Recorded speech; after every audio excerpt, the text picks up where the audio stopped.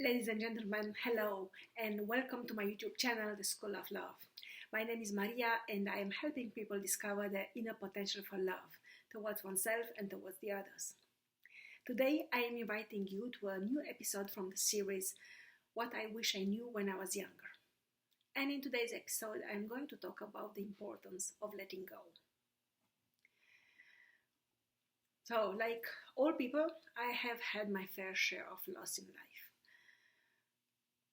Relationships, changes of workplace, moving between or among countries. So I was born in Romania, but I moved to Germany when I was 22, and then for more than 20 years I have been living in Germany, in Japan, where I have been studying, researching, and working, and altogether living.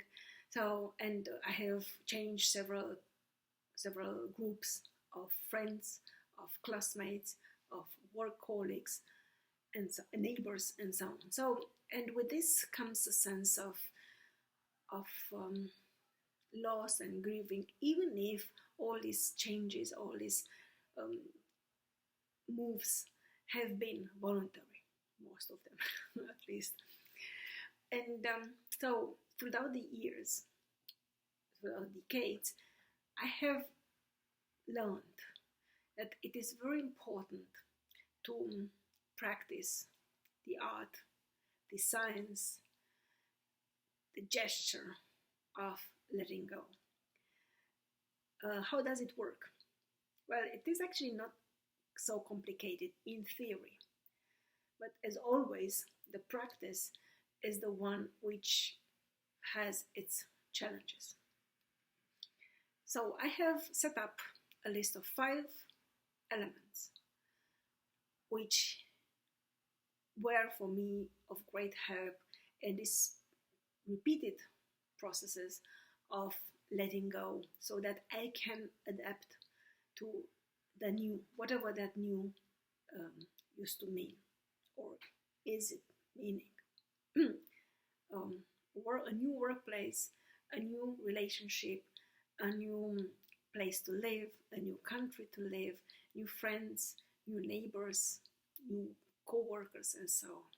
So in the next moments, I'm going to share with you these 5 elements which seem to me crucial for overcoming in a balanced manner the pain, the grievance of being stuck in one area while fully aware of the fact that one has to move on. Let's get started. Number 1, express the intention of letting go. Something very simple, like I'm letting go of this person, of this memory, of this object, of this country, of this place, of everything that is connected to that painful thing, that painful moment, that painful element which you cannot let go. You see, you're stuck with that element. So becoming aware of the necessity to let go, and then expressing the willingness, the intention of letting go is the first step. Most people struggle with this one because the moment we become aware of it, automatically we have to take responsibility of letting go, or for the process of letting go. And as someone put it, most people don't want to let go of whatever is paining them because this is so much grained in themselves. This has become such an important part of their own identity that letting go of it would mean a huge loss. They think the loss of letting go, of getting rid of that element, would be a bigger pain than actually living with it. I think otherwise. So become aware of the things you're cluttering inside yourself, and then express the intention of letting it go. Its time is long due. It's space in your emotions, in your thoughts, in your inner world is long you, and you can freely, you have the right to move on. Number two, identify the trigger. Why is letting go so difficult? What precisely brings the object or person whom you cannot let go back? What do they bring back into your mind? As I said in number one, I have mentioned it briefly. Many people don't want to let go because letting go would leave such a hole in their beings and they fear that emptiness. They fear they cannot live without emptiness, but they haven't even tried. I'm not judging. It sounds a little bit judgmental, I'm aware of that, but I'm not judging. What is important is to know that the universe, beings, entities do not like emptiness. So that emptiness will fill itself in time with new stuff. You have to be careful not to fill it in with stuff, just not to fill the emptiness. Sometimes we do have to fill the emptiness inside of us so that we become aware of the things we can improve. So imagine your inner world, your emotions, your thoughts, your mental space, like a limited space, and like a hole. And if you keep on putting things inside without throwing anything away, at some point you will have a huge amount of clutter. You won't be able to breathe. You won't be able to live. You won't be able, most importantly, you won't be able to bring in new stuff, new things. Again, but in order to bring in new things, new friends, new relationships, new information, new ideas, a fresh breeze of air, you have first to empty that space and cope with that emptiness. Emptiness is not a bad thing. We are afraid of it, but it is not a bad thing. It's part of nature. It's part of this process of moving forward in our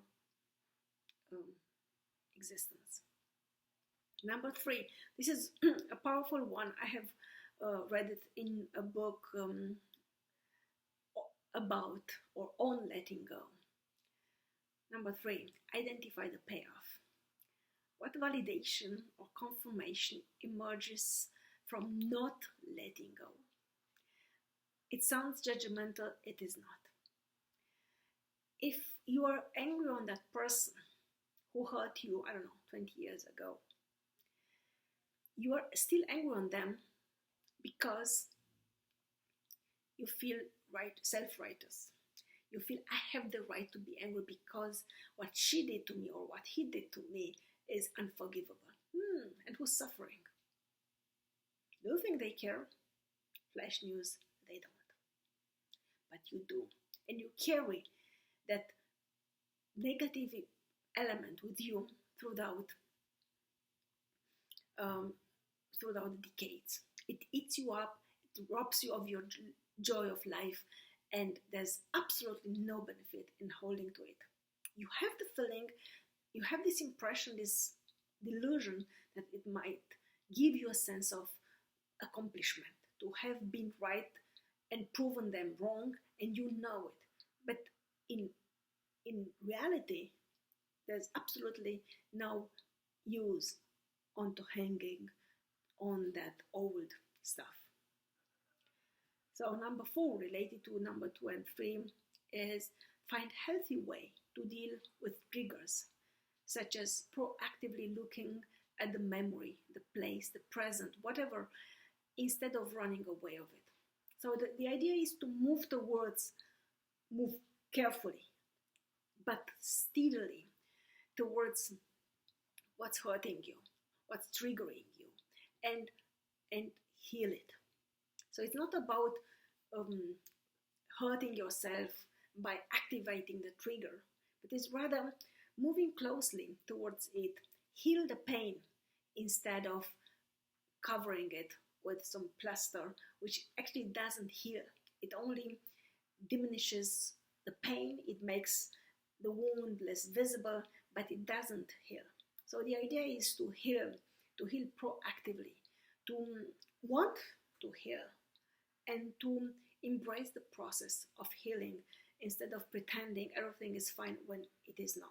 Only because you want to hold onto that past element, past memory, past object, past wrongdoing due to the payoff which comes out of it. And last, number 5, be grateful. This is often ignored because people think, oh, I'm finally over it.